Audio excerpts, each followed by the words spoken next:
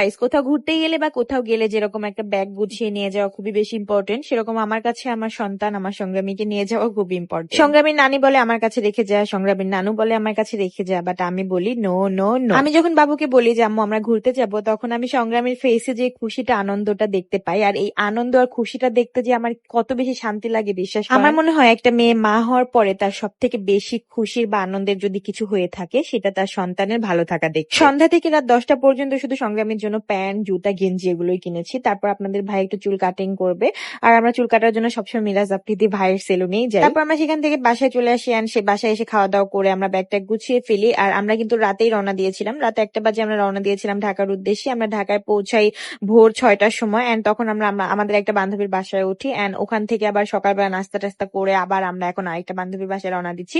সেখান থেকে আমরা সেই বান্ধবীকে পিক করে আমরা চলে যাব। কোথায় যাব সেটা বলা যাবে না, কোথায় যাব সেই ডেস্টিনেশন দেখতে হলে অবশ্যই আমার পেজটিতে একটা লাইক এন্ড ফলো করে রাখবেন, যাতে পরবর্তী ভিডিও খুব তাড়াতাড়ি আপনাদের সামনে চলে আসে।